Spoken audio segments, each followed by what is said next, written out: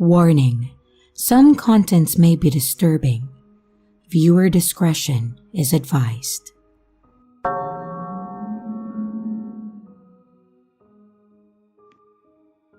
This goes back to around 2022. I, a 14-year-old female, was a Valorant addict and I would play for hours. I wouldn't normally use my mic because I had social anxiety, and also Valorant gamers are really weird with females. I had met this guy who was pretty chill though. He invited me to queue up with his friends, one girl and one guy, and I accepted. His friend was super sweet and funny, and we got along pretty well, so I decided to add him as a friend. We started playing some matches from time to time, and we exchanged discords. We started talking more and more, and I did eventually get attached. I could tell that he was really into me. He would praise and text me a lot, and a few months passed. We then exchanged Instagrams and we started messaging each other. Throughout all of this, we hadn't established if we were friends or more. We would flirt occasionally, but it wouldn't go further than that. One day, he asked for my Snapchat. I agreed, even though I was sort of suspicious. Men on Snapchat? I know where that leads, but I didn't really mind it, since I did kind of like him. Things did turn sexual after a few days, and he would send me pictures and videos. I didn't send anything back, but I would entertain it, and that was mistake number one.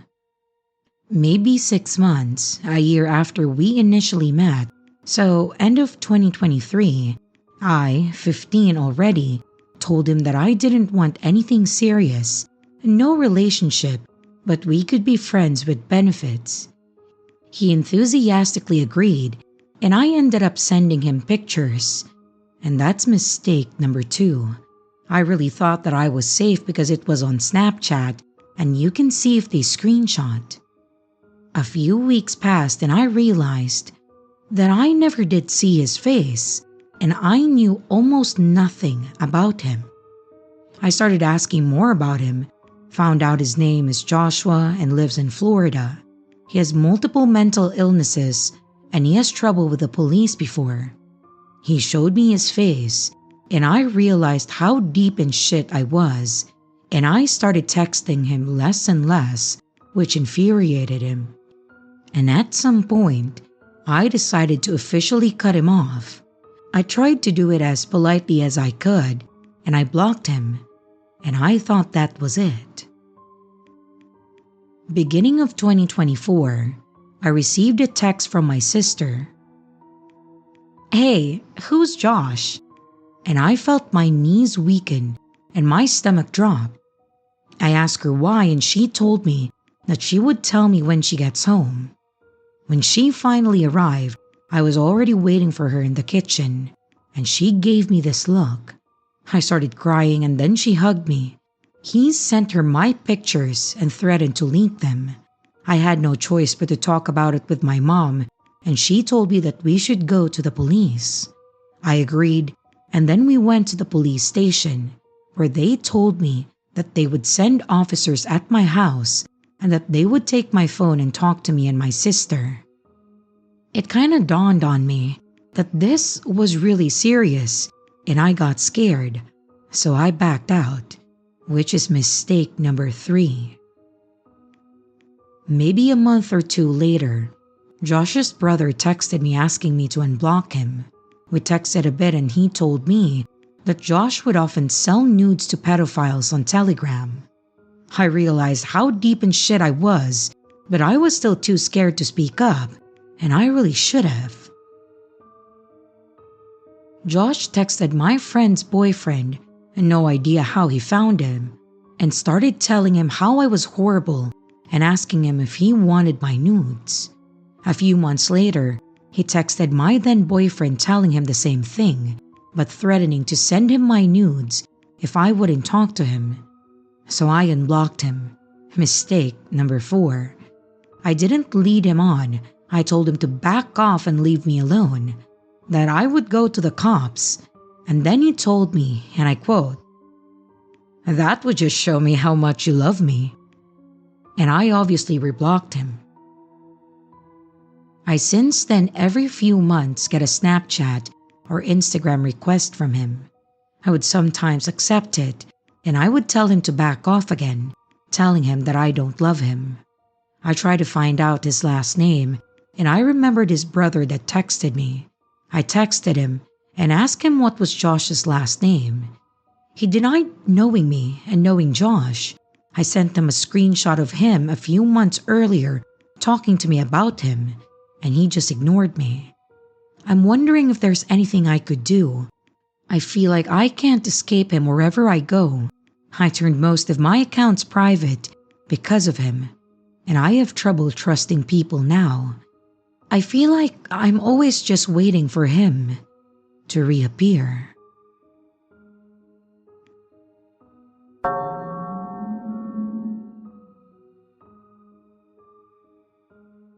A few years ago, I was a university student renting a house with 3 friends on a quiet street in what's considered one of the safer, more privileged cities in the UK. I'd never heard of anything strange happening in the area. To help pay for tuition and rent, which was expensive, I worked late evening shifts at an ASDA, which closed at midnight. My shift usually ended at around 12:30 or 1 a.m., so I would often cycle home at weird hours, but nothing ever happened. My housemates, who I met through uni, were a year ahead of me and graduated and already busy with work. By the time that I get home, they are usually asleep, so the house was quiet when I got back. One winter night after a long shift, I was cycling home in the freezing cold. I was exhausted and I was moving slowly, which probably made me pretty quiet on the road. As I turned into the street where our house was, we lived at the far end, I noticed someone standing directly in front of our door. It wasn't one of my housemates. This guy was bald, and none of the people that I lived with were. He was just standing there, just still, facing the door, not knocking, not moving, not talking, just staring straight ahead. Our door did not have anything, no glass, no peephole, nothing. I slowed and I instinctively turned around before he could notice me. Something about it felt off. I circled a few nearby streets trying to think of what to do. I was too scared to go back, so I started calling my housemates but no answer. I texted a few friends too, hoping that someone might still be awake, but nothing. I could see my breath in the cold and my fingers were freezing around the handle of the bike. I kept cycling in better lit areas where there were still the occasional cars driving by, and being near movement felt safer. Eventually, I calmed down a bit, but I was drained. I had worked 12 hours, but it was nearly 3 a.m., and my phone battery was low, and I just wanted to go home.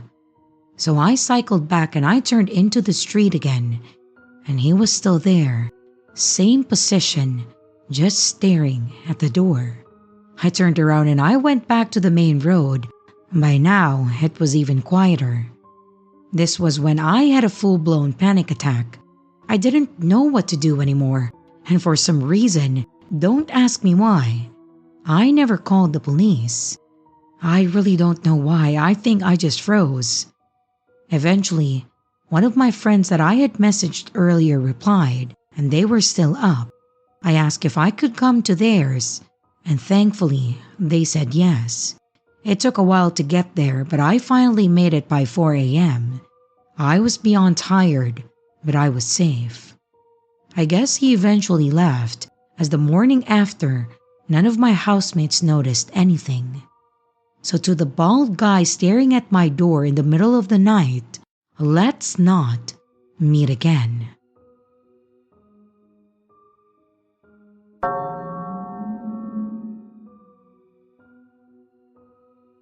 I like doing my grocery shopping early at Kroger to avoid long lines and crowds. This past Saturday morning, as I was leaving the produce section, I noticed a frail middle-aged woman with no cart, arms crossed, walking past me. She didn't appear homeless, so I assumed she might just be grabbing a few small items. But as I moved to the meat section, I noticed her walking behind me, and something felt off. To test it, I turned down another aisle and she followed. I stopped at the beginning to let her pass, and she awkwardly paused and then walked by me and pretended to look for something before leaving the aisle empty-handed. And that confirmed my suspicion that she was following me. And later, I spotted her again on the other side of the store, still with nothing in her hands. She followed me briefly again and then completely disappeared. I got on the phone with my partner to let someone know what was happening just in case. I even said out loud, "You know when you feel like you're being followed?" And a man nearby turned around to look at me. Later at self-checkout, I saw that same man again. He looked right at me, asking the employee something, then left the store without buying anything. Now I wonder if he and the woman might have been connected, maybe watching or scouting me. It was a very strange experience, so it's just a reminder to stay alert and trust your instincts.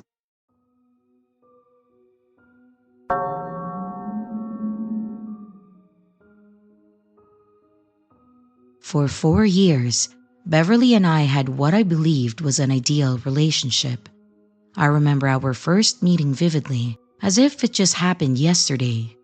We met through mutual friends at a small party. She was 26 and full of life, with a laugh that could light up the room. I was 28, feeling like I had finally found someone who understood me.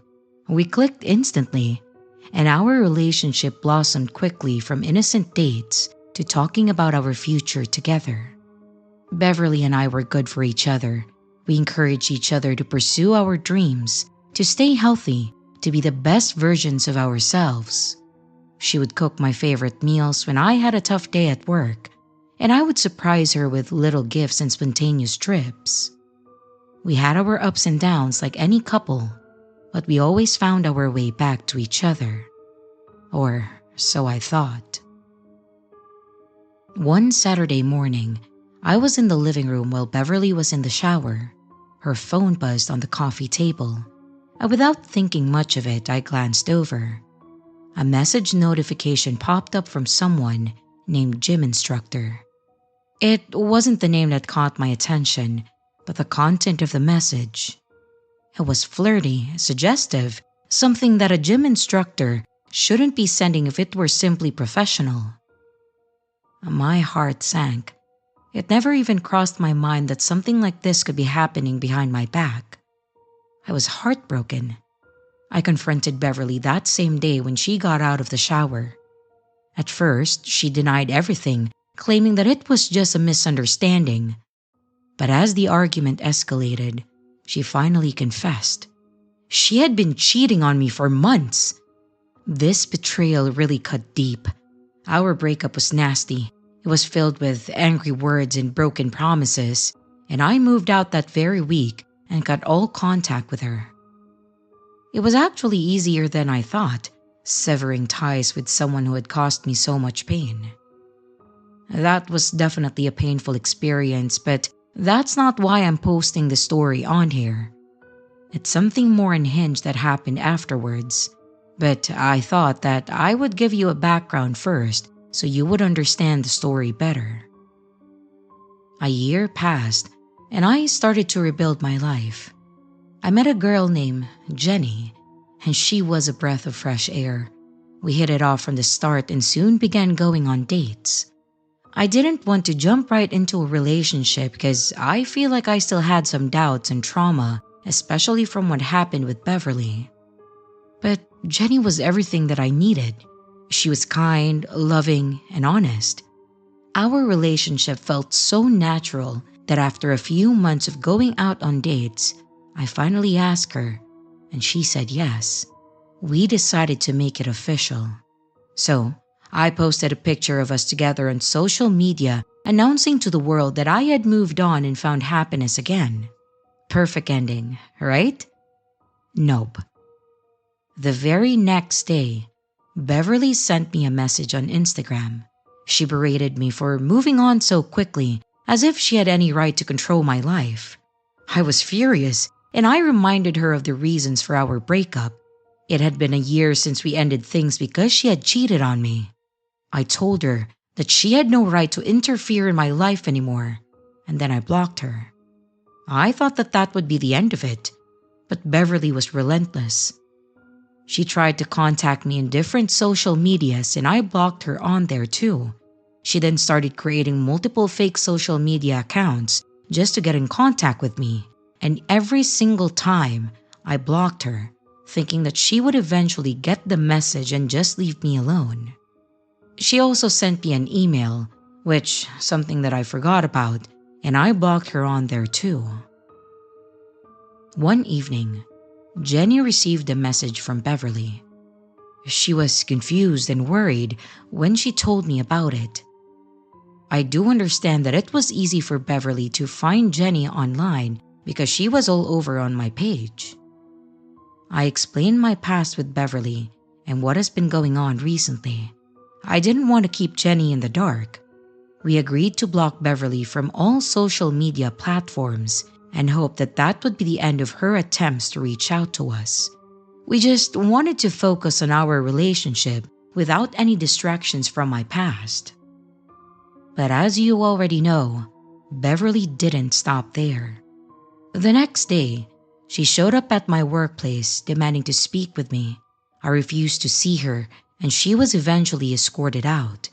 It was so unsettling to think that she knew where I worked and was willing to come there uninvited. From that point on, I started seeing her everywhere. She would appear across the street when I was out with Jenny, or I would catch a glimpse of her at the grocery store. It felt like she was haunting me, just unwilling to let go. One day, I found a letter in my mailbox. Of course, it was from Beverly, filled with pleas for a second chance and all her declarations of love for me. I didn't respond and I just threw it away. But things escalated when one night there was a loud banging on my door. I looked through the peephole and I saw Beverly standing there. She looked disheveled and desperate, asking to be let in. I spoke to her through the door, telling her that nothing would change if we talked, and that I did not love her anymore and that we had been done for a year. I told her that she needed to move on and that I would call the police if she didn't leave. Beverly pleaded for a second chance, but I was firm. I told her that if she ever bothered me or Jenny again, we would involve the police. Luckily, that finally made her leave. I watched through the window as she walked away, hoping that it would be the last time that I would see her. A week has passed since that night, and Beverly hasn't shown herself or tried contacting me. I hope it really stays that way. I want to move on with my life, to build something meaningful with Jenny without the shadow of Beverly hanging over us. It's strange how someone who once made you feel so loved can become the source of your nightmares. Let this be a reminder to everyone. If someone shows you who they truly are, believe them the first time. It could save you from a lot of pain and turmoil. Beverly may have been a significant part of my past, but she has no place in my future. I hope for her sake and mine that she learns to let go and finds peace. Sometimes, moving on isn't just about finding a new love. It's about reclaiming your life from the ghosts of the past. And I've learned that the hard way. And I sincerely hope that we never meet again, Beverly.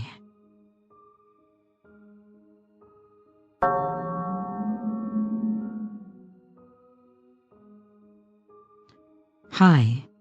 This story is pretty long and is also probably not as interesting as the other stuff that's posted on here. But when I was a little girl, I'm 18 now, I had this friend called Harry. We met through school, but our dads worked together. My dad got his apprenticeship through his dad and made our families close friends. Harry occasionally had days where he would be completely different from the kid that I knew, and I mean screaming, flipping tables, and many more in school, which was later found out to be a mix of autism and ADHD. And luckily for me and him, as well as a few of my old friends, he got that kind of mix that made him overly creepy and violent, even in the present if he didn't get what he wanted. But I only found this out in year 10 of school. When we were pretty young, I think around year 4 in school, I was told never to go near him by my parents. I later found out that it was because of his mother being overly obsessive and stalkish to my dad. She managed to get my dad fired by Harry's dad because she went through my dad's personal messages and DMs on his laptop during his lunchtime, and she found my dad and mom's personal messages. God knows what she saw in there, but I know she found my dad saying that he didn't enjoy working with Harry's dad. Unknown to her, it was because of the lack of clients that my dad got and not because of Harry's family. But this was enough for her to screenshot and then send it to her husband, Harry's dad, a client, and my dad, and worded the messages out to make my dad sound like a horrible person. So, this resulted in my dad losing his job and then moving his work to East Lay. I didn't talk to Harry for about a year after that, which is why I think it was around year 4 when that went down. But in year 6 of school, age 10 to 11, I found myself in a very close trio friend group with him and his best friend Isaac. I grew a crush on Isaac, and later on, we began dating, with Isaac's confession happening with Harry right next to us as we walked the marathon on our school's field. We spent every day at the park nearby playing manhunt and many more, and it was great. But in year 7, going into our teenage years, we completely grew apart. Harry moved schools for a couple of years and came back in year 9. But I never really saw him around at school at all, and I never talked to him, and me and Isaac eventually broke up in year 7, causing us to lose contact fully. The next time that I talked to Harry that I remember was during my year 10. I was the teacher's assistant to a group of kids, and he was helping with fitness, so we came across each other during the kids' physical education class. We briefly caught up, and I was unfortunately in the I'll have a crush on the first person who pays me attention kind of phase. So for a brief moment, I thought that I liked him, but the feelings very quickly left when I found out that he was with one of my friends at that time.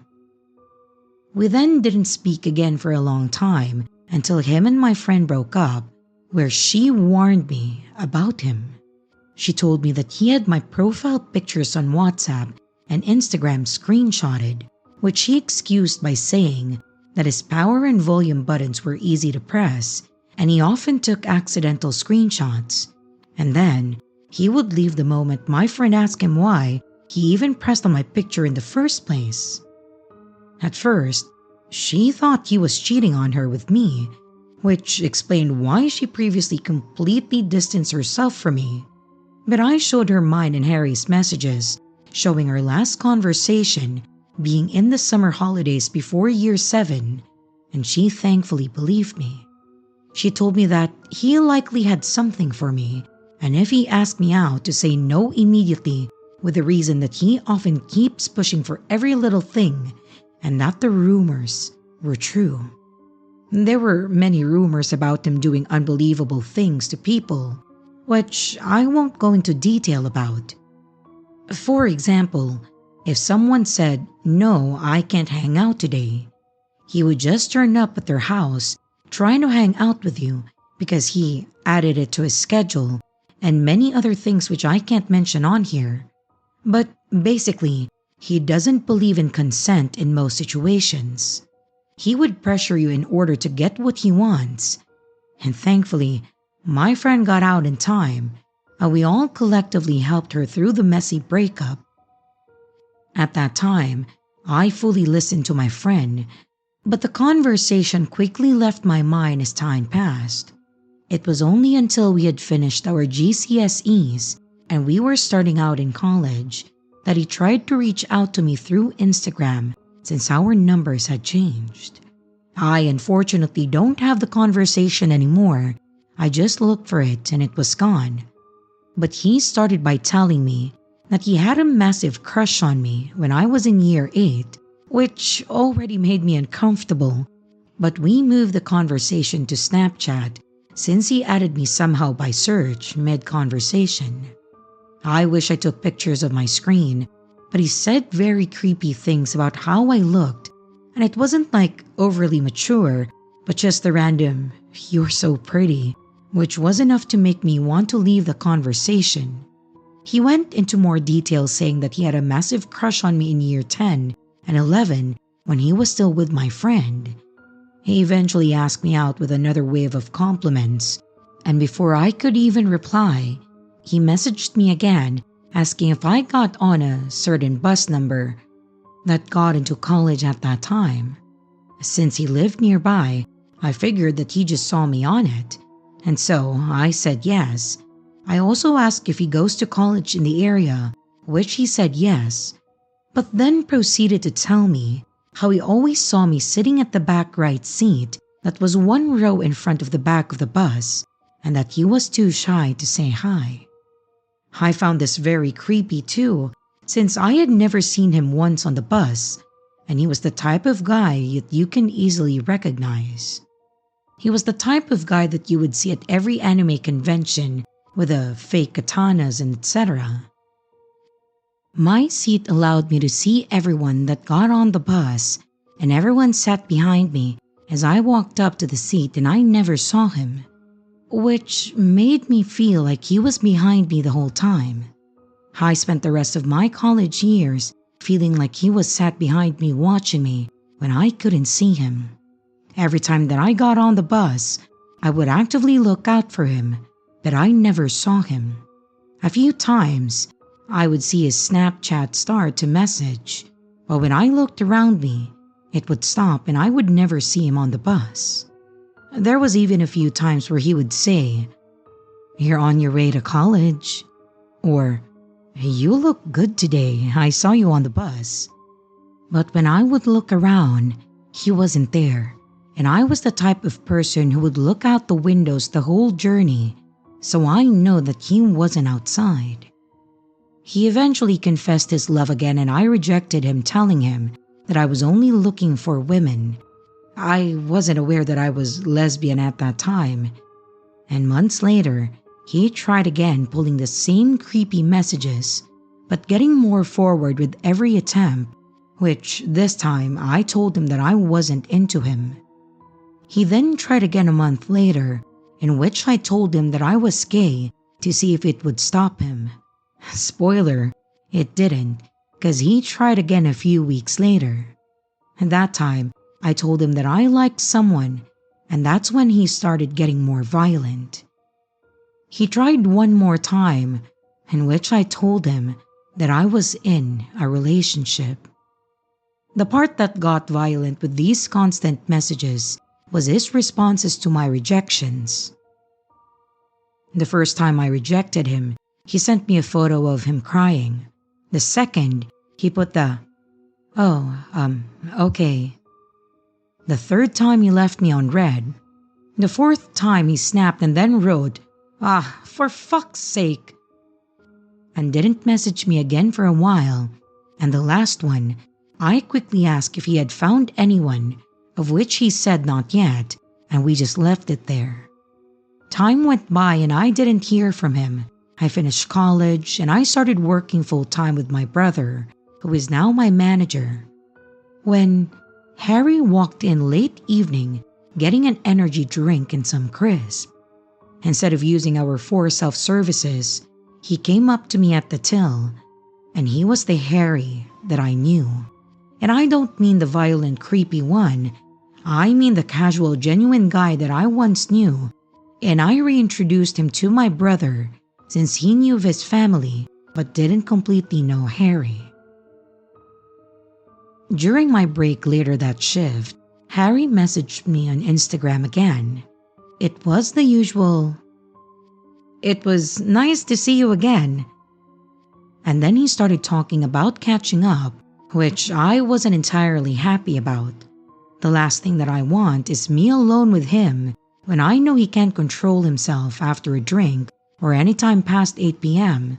So I just agreed but didn't proceed with it. I just said, "Yeah, we should," but didn't actually try to make a plan. The next day, we talked about our upcoming exam results that happened a few days ago and where we were individually going after class. I mentioned that I had work so I might buy myself a little something, just some casual small talk, when he hit me with a, "Also, to be fair with you, I really liked you when you were going out with Isaac." And he said that word for word. And when I acted surprised, he texted again saying, "Yeah, it was like a massive one too." I didn't know what to say, so I just left him on read, and I haven't heard from him since. Even though it's only been a week, I know he will probably try again. Unfortunately, he has all my socials, multiple different cosplay accounts on social media, and he knows where I work or live, and we live very near to each other. So blocking him would only result in him trying to see me at work or somewhere in person. I'd much rather keep him on the screen than progress into in person since he's much more unpredictable. But I often find him stalking my accounts every night at around 10 p.m., which is the time that he sent all of those confessions. I know he will try again since nothing seems to get by him. I'm just thankful that I have my older brother at my work to keep me safe, just in case he showed his true colors at my work. Also, just to clarify, around 3/4 of this happened in person, and the other quarter happened online. So, to my very creepy childhood friend, for the love of God, let's not meet ever again.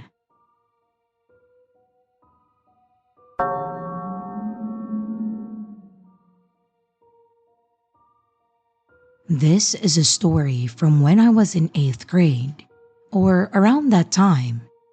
Honestly, I feel a bit stupid bringing it up here, but I have never told anyone, not family, not friends, and I just want to let it out somewhere. Up until high school, I usually went home with my friend, me walking and her trotting alongside on her bike. The walk home from school was in a relatively safe area.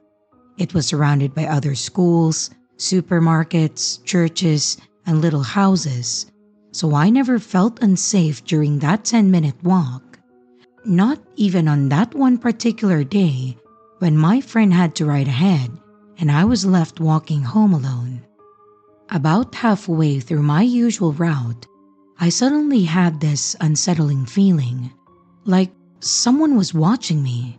I turned my head toward the street next to me, and I saw a car driving noticeably slower than it should have been.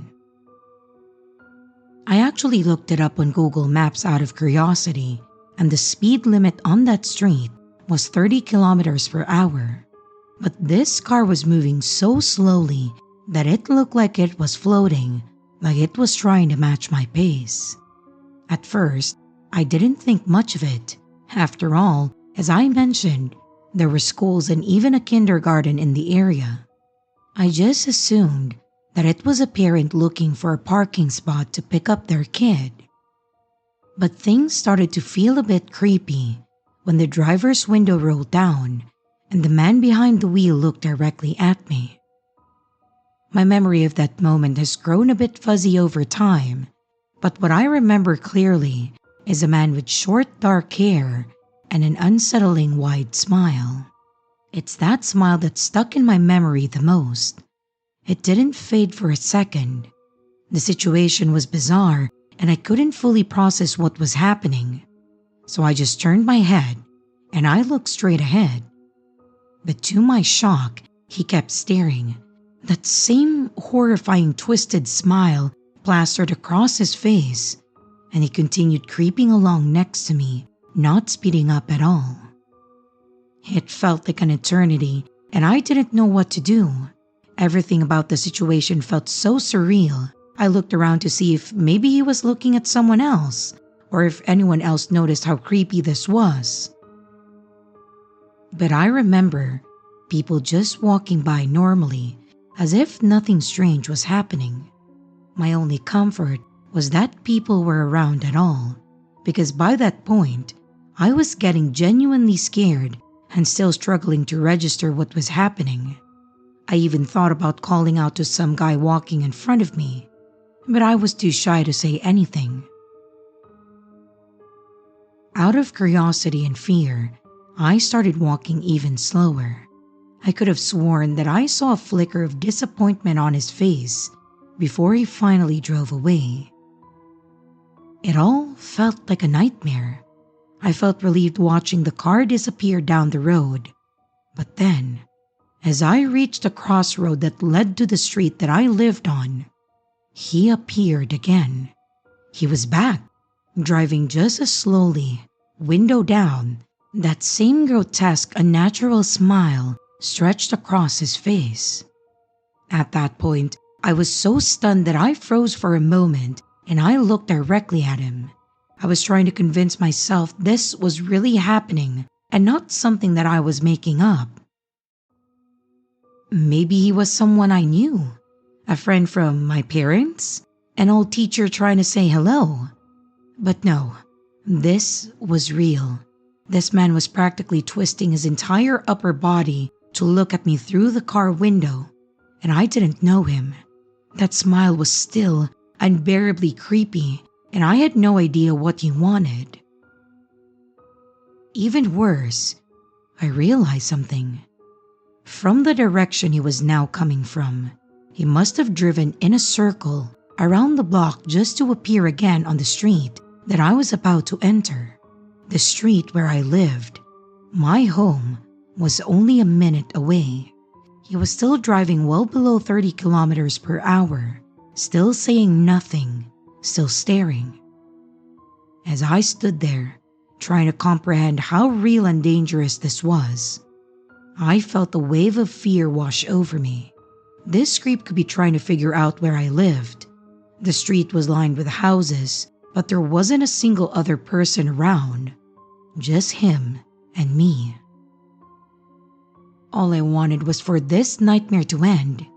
It was just the way he wasn't saying anything, just looking into my face, that scared the hell out of me.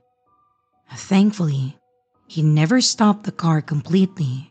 He just kept creeping along slowly. And eventually, he drove past far enough that I could finally cross the street. And at that point, I couldn't care about anything else. I told myself that if he came near me again, I would scream.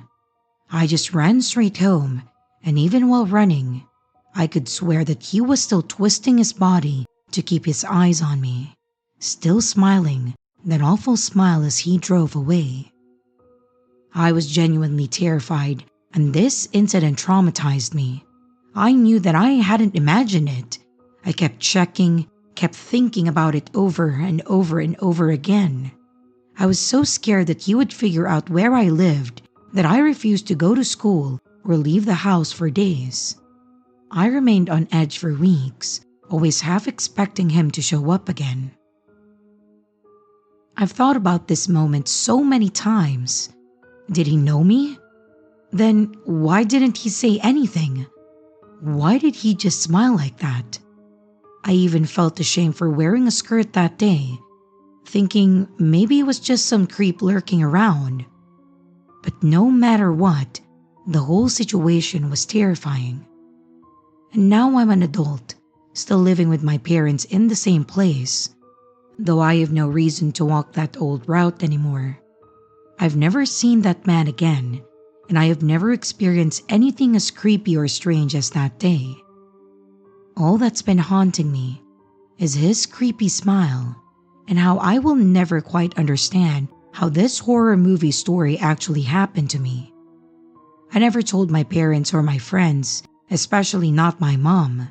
She's always been very overprotective, and I knew that if I told her, she'd probably have started walking me to school again like I was a kindergartner. And my friends back then probably wouldn't have believed me anyway.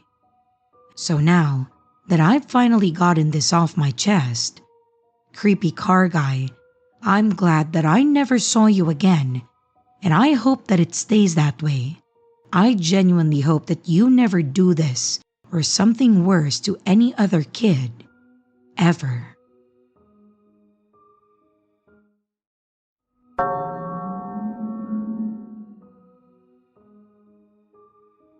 My friend, 16, and I, 17 female, had been drinking at our friend's place, and we were pretty drunk.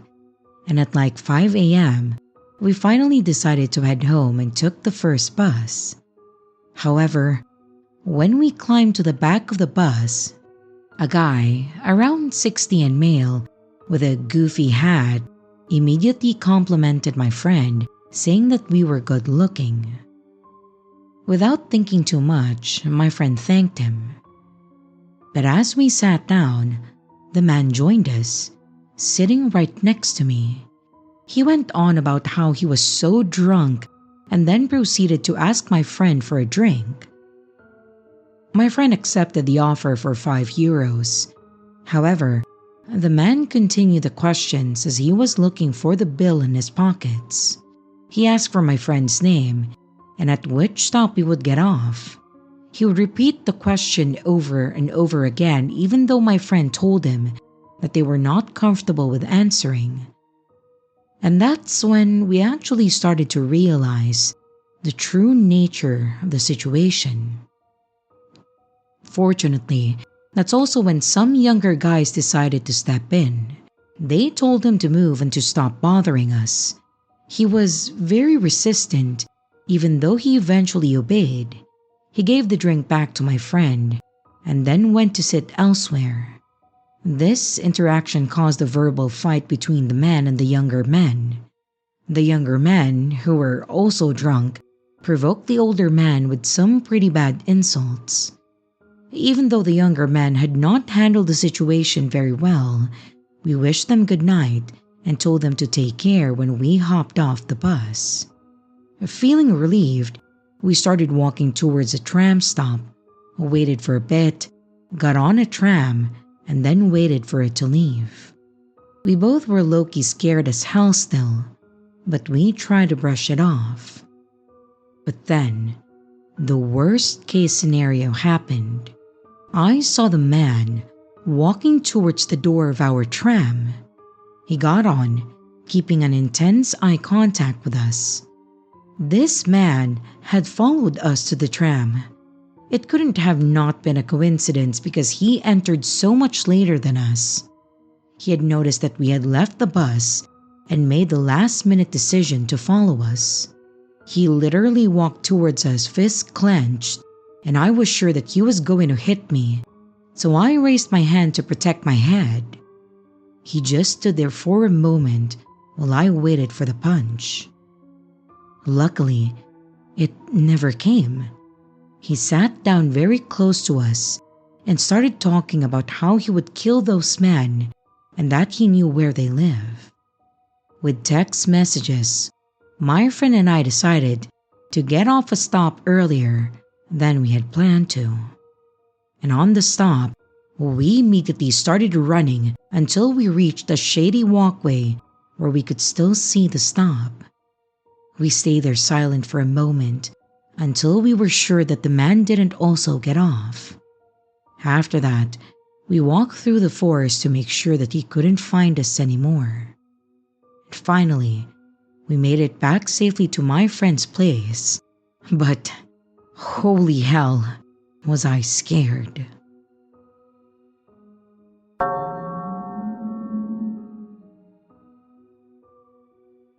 Hey everyone, I just need to get this off my chest. Maybe I'm overreacting, but I can't tell anymore. I, a 27-year-old female, works at a small 24-hour coffee shop on the night shift. I go from 10 p.m. to 6 a.m. I took it because the pay is a little higher, and honestly, I really need the money. Rent, bills, groceries, it all adds up, and switching to days would mean losing that extra bit that keeps me afloat. It's usually pretty calm. A few regulars, security guards, delivery drivers, students that are studying late, and they're nice enough. But then, there's this one guy. He started coming in maybe 2 months ago, mid-40s, plain looking, always in a black jacket no matter what. He orders the same thing every time. A large vanilla latte, extra hot. Yep, extra hot. Never adds sugar, never changes his order. At first, I didn't think much of him. He was polite, kind of quiet but normal. But lately, something about him just feels off. He lingers after finishing his drink, sometimes for an hour or more. He always sits at the same corner table where he can see me clearly, even when the rest of the shop is empty. He doesn't really do anything weird. He just watches. Sometimes he smiles if I glance his way, but it's this small, almost knowing smile that makes my stomach twist. Once, when I was taking the trash out at around 3 a.m., I came back in and he said, "Careful out there, it's dark." I laughed it off and I said, "Oh, yeah, I know." And then I went to the back room, but it stuck with me. He must have been watching me through the window the whole time. A week ago, he started coming in right before my shift starts, like he knows my schedule already. When I arrive, he's already sitting there with his cup, waiting. I don't know how he times it like that. But then last night, he made a comment that really unsettled me. I was making his drink and then he said, kind of casually, "You work hard. Must be tough walking home at this hour." It wasn't threatening exactly, but I never told him that I walk home. I've never even mentioned where I live or that I don't drive. I laughed awkwardly and I just said something like, "Oh yeah, it's not too bad."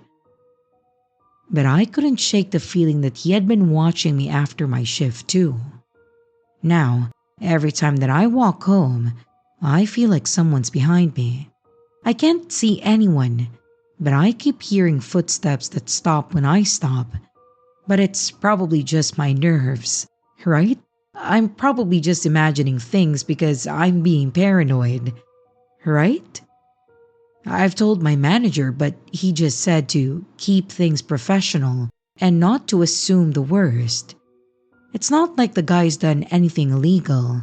Not yet, anyway. He just makes me uncomfortable. I don't know what to do. I can't afford to switch shifts and I feel ridiculous calling the police over a hunch. But the other night when I was closing up, I look out the window and there he was, standing by the streetlight across the road, not moving and just watching the shop. It's probably nothing. Maybe he lives nearby. But every time the door chimes and I look up, I half expect it to be him again, smiling, waiting for his latte. Update. Hey everyone, I didn't expect so many people to respond to my last post. Thank you for all your advice, and though I haven't replied to everyone, I can assure you that I have read every single comment. I really appreciate how many of you said to trust my instincts. A lot of you suggested asking my manager to install cameras or to walk home with someone. I did ask about the cameras, and apparently, the ones outside don't even work. They've been waiting on maintenance for months. And as for walking home, I tried asking my coworker, but she drives and lives in the opposite direction. So I've been taking a longer route home. There's more streetlights, fewer alleys. It does add 10 minutes, but I feel safer. Anyway, about him. He's been in every single night since I posted. He still orders the same drink, still sits in the same spot, still doesn't really do anything too wrong. But the weird part is that now he seems friendlier, like he's testing boundaries. He started making small talk, asking how my night's going, commenting on the weather, and stuff like that. Nothing that you can report someone for. But it's always delivered with this little pause, like he's waiting to see if I'll keep talking. Yesterday he said, "You must be getting tired of seeing me." I laughed politely and said, "Not at all." Because what else am I supposed to say? Then he smiled and said, "Good, routine's important." It doesn't really sound scary when I write it out, but the way that he said it made me feel like I'm part of his routine. Last night was the worst. He came in at around 9:50 p.m. before my shift even started. My coworker texted me that there was a guy waiting for me, and when I got there, he was already sitting down with a cup, meaning that he got someone else to make it that time, but still waited for me to arrive. I tried to focus on work, but I could feel his eyes on me the entire time. When he finally left at around 3 a.m., I thought that was it. But when I clocked out at 6, I saw something out of the corner of my eye across the street. Someone in a black jacket. I couldn't tell if it was him. He was just standing there near the bus stop, like he was waiting for someone. I walked the long route home, trying not to look back. I told my manager again this morning, and he actually said, "You sure you're not reading too much into it?" So, yeah, that's where I'm at. Nothing's happened technically, but I've started keeping my phone on video recorder whenever I take out the trash just in case. Part of me feels guilty, like I'm being dramatic, but another part keeps hearing that line in my head. Routine's important. And I can't shake the feeling that this is only going to get worse.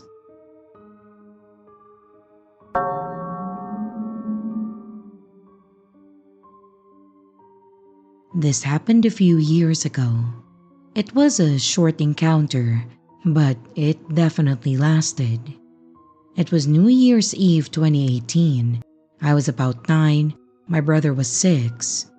I was at a friend's house watching the fireworks from her back garden. We left around 10 p.m. to begin the 4-minute walk home. It was dark, but we were comfortable walking home as we had many times, and we could see my house. As we got closer, my brother stopped talking about fireworks and then asked, "Who's at our house?" I didn't think much of it, and I just said, "Mom, why?" He said, "Well, who's she outside with?"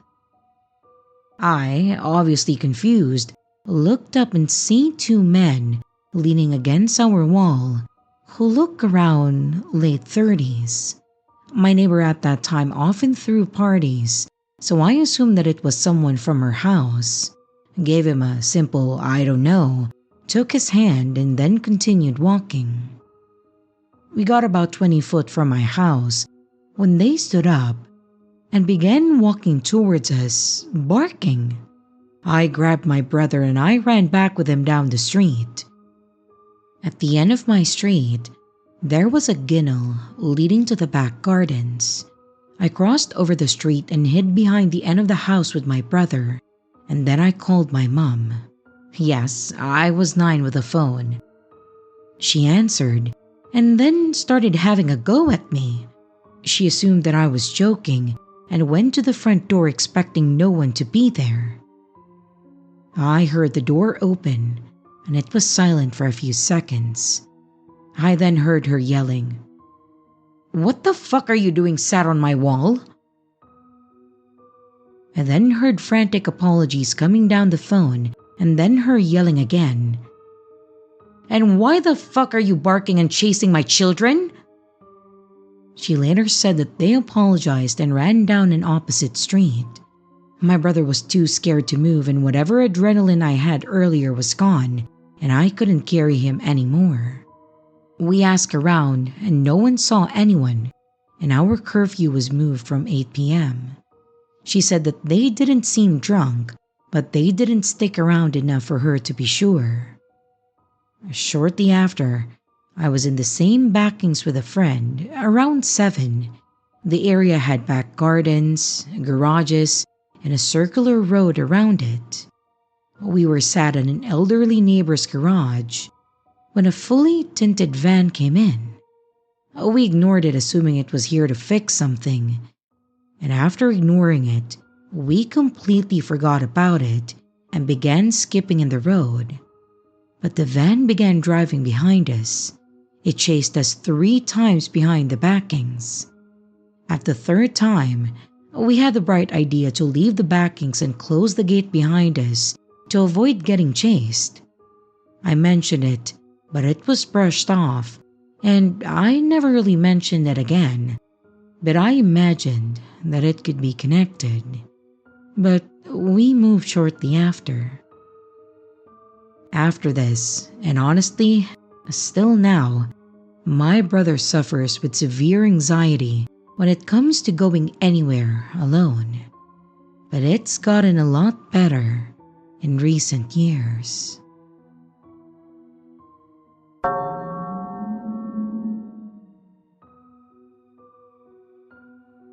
I used to do my grocery shopping late at night.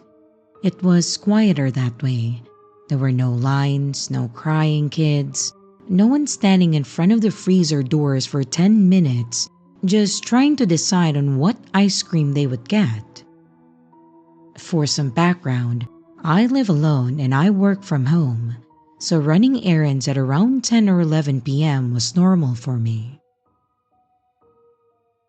I always went to this 24-hour store that was open. It was small, but it was clean. It had those bright white lights that make everything feel too sharp. There was usually only one cashier working, and maybe 2 or 3 other customers wandering around. It always felt safe though, almost peaceful in a very weird way. Anyway, the first time that I noticed him, it didn't even register as strange. To describe him, he was tall, maybe mid-30s, wearing a gray hoodie and jeans.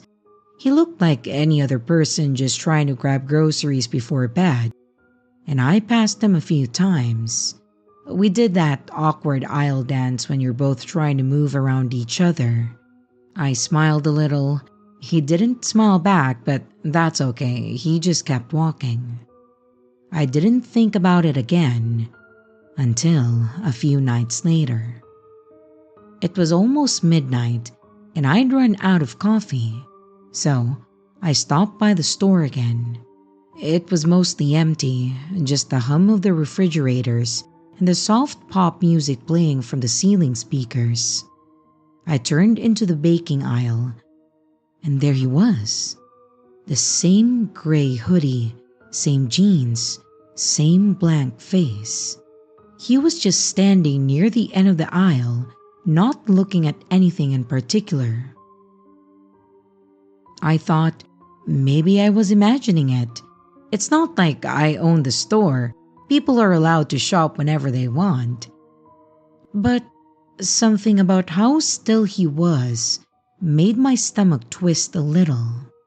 He didn't have a cart or basket, and his hands were in his pockets.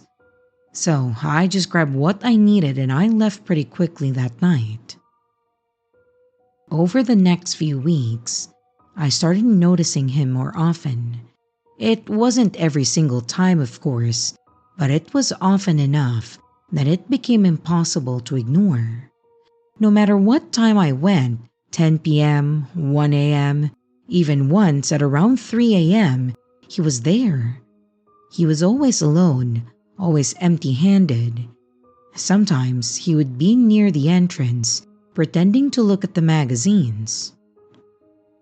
Sometimes he would be in the produce section, staring down at his phone, but never scrolling. Once I even caught him just standing near the self-checkout area, facing the doors. He never looked directly at me, but I always knew that he knew that I was there. It was a strange kind of awareness when someone doesn't make eye contact but still seems to track your movements. To be honest, I really don't know how to explain it properly. One night, I decided to test it. I took a basket and I started walking in a random order. Frozen foods first, then cleaning supplies, then back to the produce. And each time that I turned down a new aisle, I would catch a glimpse of him at the other end, just pretending to look at something. He wasn't following me closely, but he was everywhere I went. The weirdest part was that I never saw him fully check out. I'd pay, walk out to the parking lot, and glance back through the glass doors, and he would still be inside. No groceries, no cart, no bags, just standing there. I told myself that he may be an employee off shift, or someone waiting for a friend, or even just another night owl with insomnia. I tried to rationalize it every single time, but that little voice in the back of my head kept whispering that something was off about this guy. The night that I finally stopped going there started like any other. I had worked late that night, and I then realized that I was out of dish soap, so I headed to the store at around 11:30 p.m.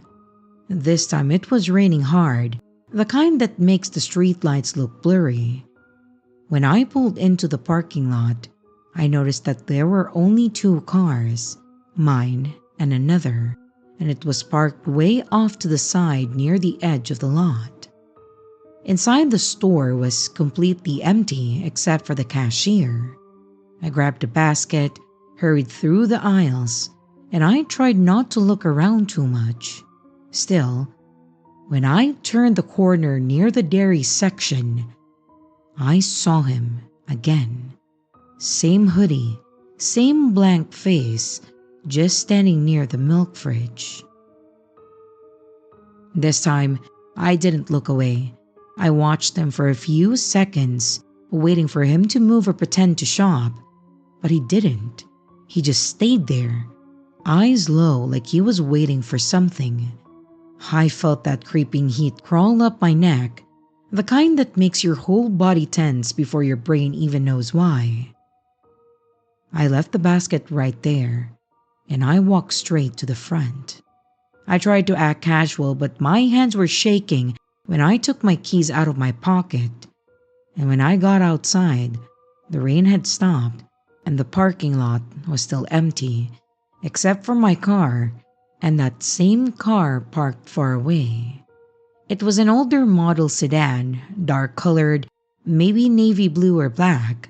The headlights weren't on, but I could tell that someone was sitting inside. I didn't look too closely. I just got into my car, locked my doors, and I started the engine. As I was backing out, I saw movement in my rearview mirror. The store doors opened and the man stepped outside. He wasn't running or hurrying, he was just walking, like he knew where I was going to go next. I drove home faster than I should have, and the whole time I kept checking my mirrors, waiting to see those headlights behind me. But luckily, no one followed. For the next few days, I couldn't shake it. I told myself that I was overreacting. but something deep down told me not to go back to that store. I switched to a different store across town, one that closed at 10 p.m., and I started shopping earlier in the evenings when more people were around. About 2 weeks later, I was scrolling through a local news page on Facebook and a headline caught my eye. Man arrested after trespassing at a local 24-hour grocery store. The post said that security had been receiving complaints for months about a man loitering in the aisles late at night, never buying anything, just watching people come and go. When the police questioned him, they found a set of house keys on him that didn't belong to him and a folded piece of paper with several license plate numbers written down. I didn't have to read further to know one of those numbers was probably mine, and I never went back to that store again. I'm gonna be honest, I'm not sure if the whole thing could be considered stalking, but that's what my gut feeling is telling me, and I really don't want to experience that again. And now, whenever I have to run errands after dark, I park under the brightest light that I can find, and I make sure to look around before getting out, because the thing is, you never really know when someone has decided to make a routine part of your life into a routine part of theirs.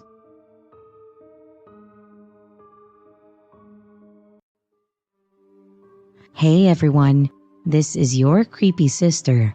Thank you so much for watching the video. I do hope you enjoyed it. Also, don't forget to leave a like and a comment. It really helps the channel out. A big shout out to both my channel members and Patreon members. Thank you so much for taking your support to the next level. You guys are great. And again, to everyone, stay scared because your fear feeds me.